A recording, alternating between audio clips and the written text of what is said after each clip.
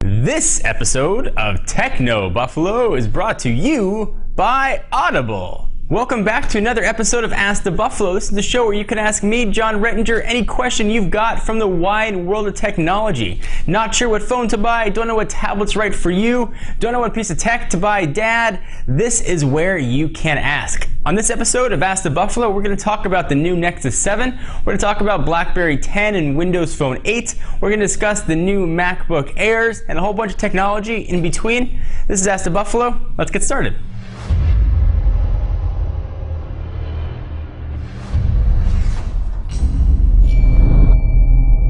Josh wants to know, hey John, do you see the Nexus 7 as a good tablet to pick up versus an iPad or Kindle Fire? So we happen to have the Nexus 7 just sitting here chilling. I've had a couple days to play with it. This thing feels absolutely incredible. It's fast, it's quick, and for a $199 price point, it's really going to be a hard tablet to turn down. When you put this head to head against the current generation Kindle Fire, that's the first Kindle Fire, this guy wins every single day of the week. We are, however, on the verge of supposedly seeing the announcement of the Kindle Fire 2 at the end of July, where you should see similar spec for what's in the Nexus 7. In case you forgot, it's rocking a quad-core Tegra 3 with a 12-core GPU. Shouldn't get a lot of graphics prowess out of this thing. It's got a gig of RAM, and probably most surprisingly, it's running Android 4.1, which is the first release of Jelly Bean, the first device actually to have Jelly Bean on it. This tablet's been absolutely incredibly impressive the first couple days that we've had a chance to play with it. So I think if you're looking to compare this to the Kindle Fire,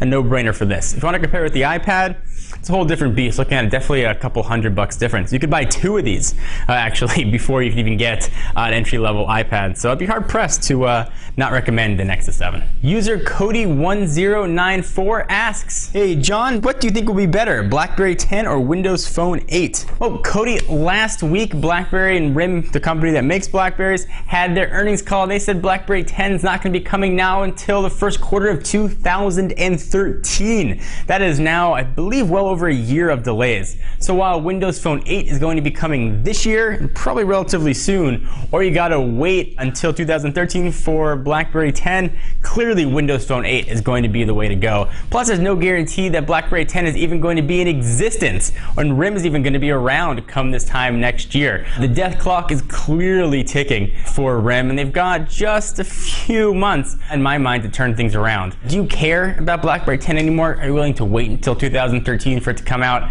I was excited about it if I thought it was coming out before the holidays. Now, totally different story. I think Windows Phone 8 is definitely going to be the way to go for you. User EyesOnBay360 asks, hi John, I wonder which phone is a better buy, the Galaxy S3 or the Galaxy Note? So in a previous version of Ask the Buffalo, we said that the Galaxy Note 2 is probably going to be coming at this year's IFA show in the August-September timeframe. So we're on the verge of the next generation Galaxy Note, probably going to be rocking a 5.5-inch display as we reported last week on Techno Buffalo. So you're definitely better off getting the most up-to-date specs you can right now and go for the Galaxy S3. Hopefully you'll be getting Jelly Bean at some time soon. You're going to want to pass over this generation Galaxy Note. It was my favorite phone when it first came out, but certainly other phones have come out since that have passed it not only in specs, but performance and end user experience. So moral is, you're definitely going to want to get the Galaxy S3. And speaking of things that you want, I want to take a minute to thank our friends and sponsors at Audible. Audible is the leading provider of downloadable digital audiobooks and spoken word entertainment. They have over 100,000 titles to choose from to be downloaded to your iPod or MP3 player and played back anytime, anywhere. Choose from books in every genre: science fiction, thrillers, drama, comedy, business, history, and more. I love Audible. I download books. I go to the gym and I listen to them while I'm on the treadmill, or you can download and put them in your car. Great way to go. Go to audiblepodcast.com/techno to get your free audiobook. You can try it, see if it's right for you. I think you'll find that you really like it. Again, that's audiblepodcast.com/techno. Back to the questions. So June was a crazy month for conferences. We saw Apple's WWDC, we had Google's I/O, we had Microsoft Service Event, we had a ton of little ones in between. And there's been a lot of new products that have come out. One of the highlights were the new MacBook line, new MacBook Pros rather, that came out of WWDC. And that's what this next question has to deal with. User Harrison918 asks, hey John, do you think the new MacBook Air is worth the money? I'm a huge proponent of the MacBook Air, but you have to be able to live within its limitations.